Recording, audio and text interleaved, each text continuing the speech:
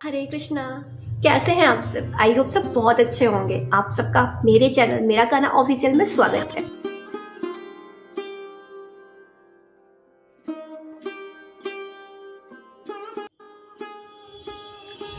एक ऐसा दिन दोस्तों जिसका बेसब्री से इंतजार किया जा रहा था 500 सालों से।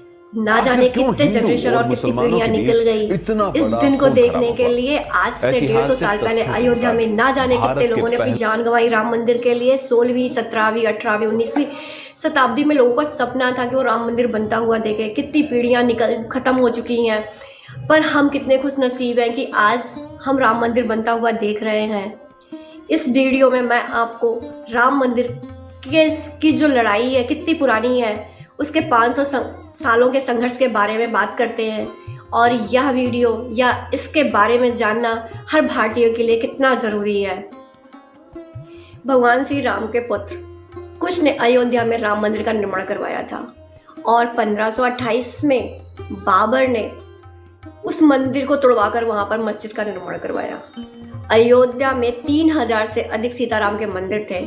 कहा जाता है कि बाबर और इब्राहिम के बीच 1526 में युद्ध हुआ था और 1528 तक बाबर की सेना अयोध्या पहुंच चुकी थी, जिसके बाद वहां राम मंदिर को तोड़वाकर वहां पर मस्जिद का निर्माण करवा दिया जाता है। परंतु हिंदू ये 250 साल बाद भी यह नहीं भूल पाते कि क्या कहते हैं, श्री रामचंद्र की जन्मभूमि पर ही राम का मंदिर तोड़वाकर मस्जिद कैसे बनवा दिया गया। 1526 में मोर्ट गो मार्टिन की एक रिपोर्ट आती है जिसमें बताया गया जो मस्जिद का पिलर है वह मंदिर से ही लगाया गया है। उसके बाद एक ही जगह पर पूजा और नमाज पढ़े जाने लगते। 1885 में ये बात अदालत तक पहुंची, परंतु अदालत ने कोई संज्ञान नहीं लिया।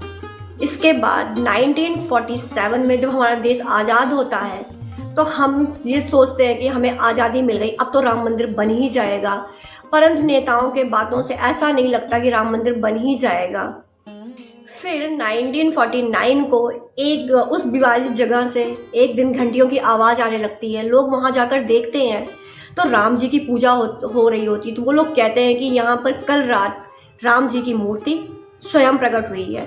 परंतु मुसलमानों का मानना है कि राम जी की मूर्ति प्रकट नहीं हुई, वहां पर रखी गई है। अब उस जगह पर भीड़ इकट्ठा हो जाती है और उस समय हमारे प्रधानमंत्री जवाहरलाल नेहरू होते हैं और ये बात जवाहरलाल नेहरू तक पहुंचती है। फिर 1950 में हिंदू महासभा के वकील गोपाल सिंह ने अदालत में एक अर्जी डाली राम जी की मूर्ति की पूजा के अधिकार के लिए। 1980 में बीजेपी के आने के बाद राम मंदिर की चीजें बदलने लगी। 90s में आर्कियोलॉजिकल सर्वे ऑफ इंडिया ने एक रिपोर्ट प्रस्तुत की। उसने बताया कि अयोध्या में जिस स्थान का विवाद चल रहा उस स्थान के अवशेषों की जांच करने के बाद यह प्रूफ निकला है कि वहां पर पहले कोई हिंदू मंदिर था। फिर 9 जनवरी 1919 को कोर्ट का एक फैसला आता है जिसमें कहा जाता है कि वह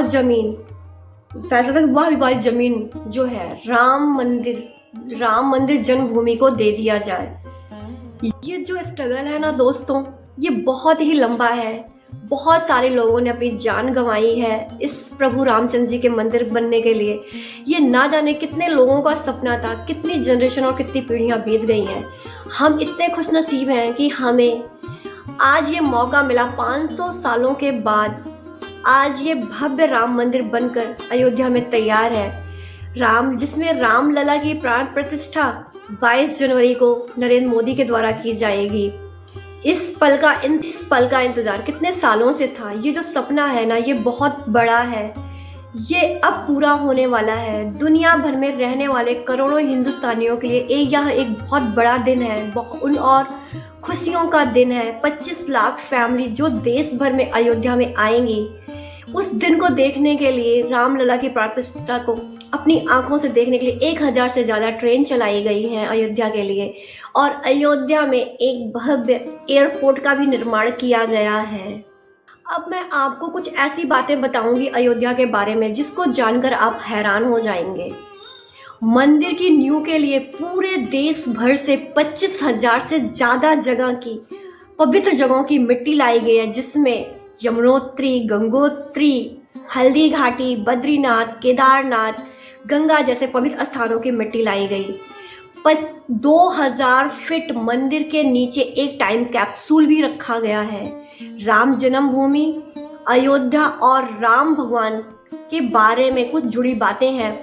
इसके अंदर इस टाइम हजारों साल बाद जब इसे देखा जाएगा तो इसमें अयोध्या के बारे में या राम के बारे में जुड़ी सारी बातें उन्हें सुरक्षित मिलेंगी। 150 से ज्यादा पवित्र स्थानों से जल लाया गया है उसकी नींव को रखने के लिए, जिसमें 8 बड़ी नदियां, 3 समुद्र और श्रीलंका के 16 से ज्यादा पवित्र स्थानों का जल है। इतना सब कुछ हमारे राम मंदिर जो बन रहा है, कितने हम भाग्यशाली हैं कि उन्हें हम देखेंगे। तो आप सबसे विनती है कि इस वीडियो को ज्यादा से ज्यादा लोगों के पास शेयर करिए ताकि हर एक भारतीय के पास ये वीडियो पहुंच सके, क्योंकि ये वीडियो हम सब भारतीयों का है और हमारे श्री रामचंद्र भगवान जो है वो हमारे लिए एक आराध्य है, जिनका राम मंदिर का जो संघर्ष है, जितने लोगों की जान गई है, कितने लोगों ने बलिदान दिया, इन सब के बलिदान को आज सफल होता हुआ हम देख रहे हैं। क्योंकि कहते हैं ना, जब हमारे रामचंद्र जी 14 वर्ष के बाद वनवास से लौटे थे तो हमने तो दिवाली मनाई थी ना। आज तो वो 500 सालों के बाद अपने मंदिर वनवास काट कर अपने भव्य मंदिर में अपने सिंहासन पे विराजमान होंगे।